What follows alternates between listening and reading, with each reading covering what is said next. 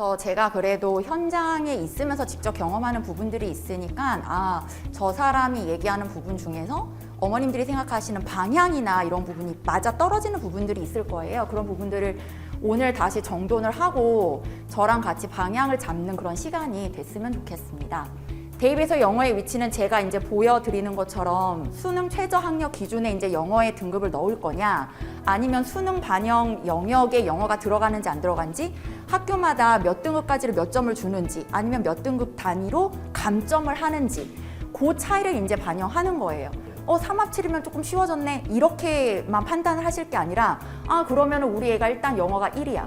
그럼 영어 1이 마련이 되면 나머지 두 개로 5, 나머지만 맞추면 되는 거죠. 6만 맞추면 되는 거잖아요.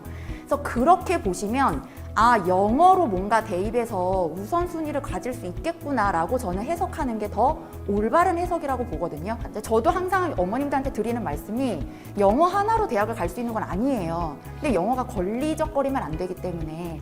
그런데 지금 말씀드린 예에서처럼 효자가 될 수 있다. 그래서 거기에 포인트를 맞추시면 좋겠습니다. 그러니까 21년도 수능이 너무 쉬웠죠. 1등급이 지금 12%가 되니까. 그러면 이제 올해는 어떨 거냐라는 게 관건인데, 뉴스에서 많이 보셨을 거예요. 어려울 거다. 저도 이제 예측을 하는 게, 보통 이제 6평, 9평을 기준으로 해서 가늠을 하잖아요. 올해 3학년 6평이 5%대였어요, 1등급이. 근데 9평이 15%인 거예요. 저희 학원에서 고3 수업이 수요일 날 이루어지는데 애들이 그날 9평을 본 거예요. 그래서 제가 시험지 바로 와서 채점을 했죠. 얘가 여기서 틀려야 되는데 너무 다 맞는 거예요. 그래서 저는 막 흥분을 한 거죠. 막 드디어 네가 이 마의 고지를 넘었구나 해서 했는데 오답 풀이를 그날 그냥 바로 했어요. 쉬워요. 그러니까 얘가 잘한 게 아니라, 물론 이제 뭐 실수를 안 하고 해준 점은 이쁘지만 너무 쉬웠다. 그러면 올해 대수능은 어려울 거다. 수능을 보고 나면 제가 이제 재작년부터 하던 일이 있어요. 그게 뭐냐면, 지문이 도대체 어디서 이걸 발췌한 걸까 궁금하잖아요. 이 AR 지수를 내놓는 거는 어휘의 어떤 난이도라든지 지문의 길이, 컨텐츠의 어떤 깊이, 이런 거에 따라서 수준이 달라지는 거잖아요. 그런데 21년도 아까 기억하시죠? 21년도에는 1등급이 12%였어요. 그때 나왔던 지문들의 평균 AR 지수는 8이에요. 8이면 중학교 2학년, 3학년 수준인 거죠. 그런데 작년에 2022년도를 지문을 AR 지수를 봤더니 12예요. 그러면 12에서 13이면 고3 수준이거든요. 그러면 우리가 생각할 때 아니 고3이니까 고3 수준을 봐야죠 라고 얘기를 하지만 외국어잖아요. 그러니까 여기서 의미하는 건 뭐냐면 컨텐츠의 깊이가 되게 깊어졌다는 거예요. 그래서 지금 혹시 이 자리에 중학교 2학년 아직 두신 어머님들이 계시면, 그 다음에 초등학교 자녀를 두신 어머님들이 계시면, 원서도 좋지만 그 아카데믹한 긴 뭐 신문 기사나 그런 것들을 끊임없이 읽게 하시는 게 되게 중요해요. 그러니까 짧은 지문 안에서 기승전결이 다 들어가 있어서 빨리빨리 문제를 풀죠.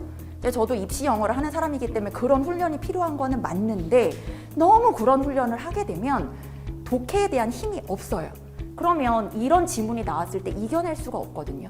그래서 결론은 뭐냐면, 기본기에 절대 충실해야 돼요.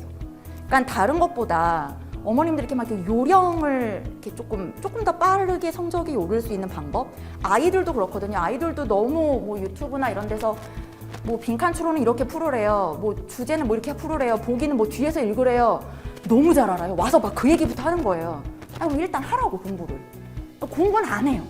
하는 건 그 얘기만 하는 거예요. 그렇다면 아까 말씀드린 대로 컨텐츠로 들어가고 단순한 해석이 아니라 진짜 그 글을 이해하는 독해력을 가져야 되는데 그 힘이 없는 거죠. 빨리빨리 답을 찾고 싶은 거예요. 그러면 우리가 앞에서 살펴본 내용을 보면 난이도가 달라지는 이유가 뭘까요? 아까처럼 컨텐츠가 달라지는 거잖아요. 영어의 문제가 아니에요. 근데 당연히 저희가 아까 본 것처럼 AR 지수가 12가 나온다는 거는 어휘의 수준도 높아지지만 그 깊이가 깊어지니까 이거는 다른 게임이거든요. 그런데도 마음속으로는 되게 만족하시더라고요. 동시에. 그래도 1등급을 받았네? 근데 그러시면 안 돼요. 고2 초반까지는 그러면 1등을 계속 유지하면서 계속 실력을 늘려가야 되고, 내가 거기에 빠지면 안 된다. 아이도 그렇고 어머님들도 그렇고 속으면 안 돼요. 그래서 내신 영어, 수능 영어 이제 대표적으로 어머님들이 많이 물어보세요. 내신이랑 수능이랑 뭐 해야 되죠? 일단은 결론은요, 내신이랑 수능은요 한 쌍이에요. 그렇다면 여기에서 수능을 대비한다라는 것까지 다 감안을 하면 모의고사 난이도대로 내는 게 아니라 모의고사보다 어렵게 내는 방향으로 출제를 하시거든요. 그래서 결국에는 내신 준비하는 게 수능 영어 준비하는 거예요, 어머님. 이거는 정말 제가 오늘 말씀드리는 것 중에서 이거 하나만 기억하고 가셨으면 좋겠어요. 다른 거는 정말 다 잊으셔도 되는데 이거를 하나.